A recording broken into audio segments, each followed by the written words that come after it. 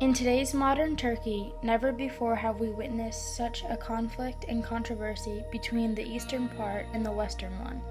According to the map, violence against women has been on the rise. According to statistics, 294 women were murdered in 2014, 60% of them at the hands of their husbands and boyfriends.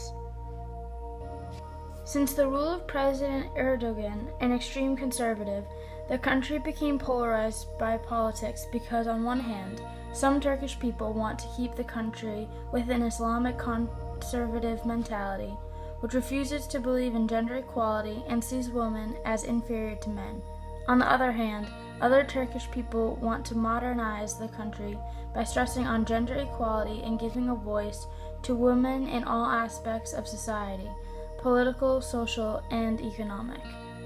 Since the Turkish media plays a major role in defining and controlling people's conceptions and ideas, a close analysis of the mainstream Turkish media, especially TV and newspapers, shows that the media is a crucial arena for the interaction and shaping of different understandings of gender violence, and that, generally speaking, most of these media texts show a tendency to defend the traditional conservative point of view, which reflects the patriarchal society, thus encouraging gender violence.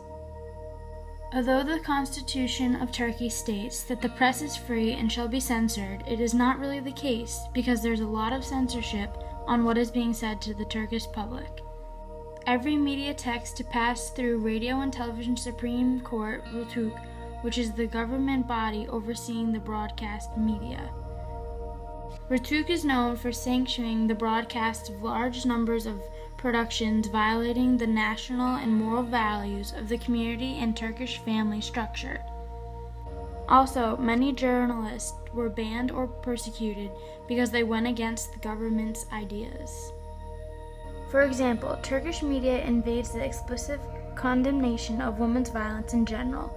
There is a case of a Turkish married woman who wanted to break up from her husband. So he decides to shoot her 3 times. Her husband was freed by law because he managed to turn it into an honor case. The newspaper, The Spokesman, which is the top 4th selling newspaper in Turkey. The article began by stating that there are more serious issues than this issue, such as ISIS and terrorism. In other words, the article assumes that the femicide is not an important national issue.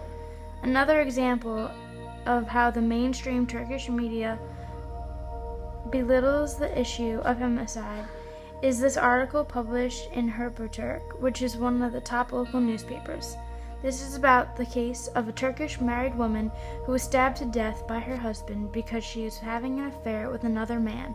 The man was freed because he proved that she was disloyal. The article does not condemn the killing, nor does it consider it as an act of femicide.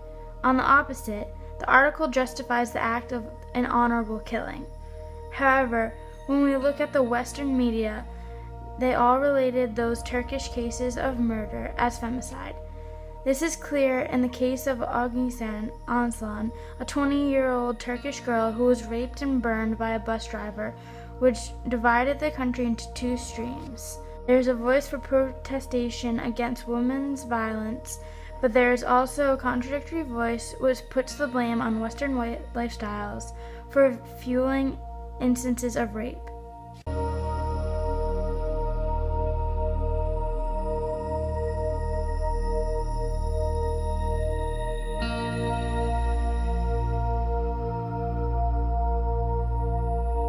Yol açalım. Neden böyle bir şey yaptınız? Yol açalım. Bu bende abi.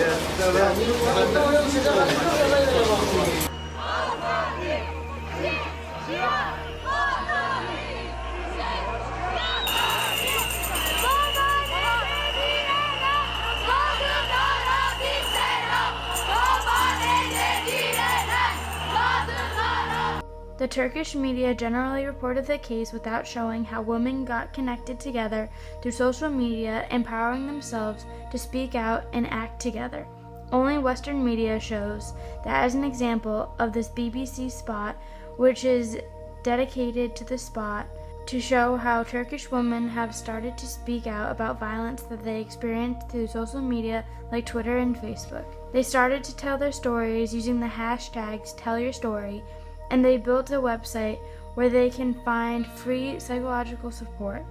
Because social media is the only media in Turkey which does not have any censorship where you can be free.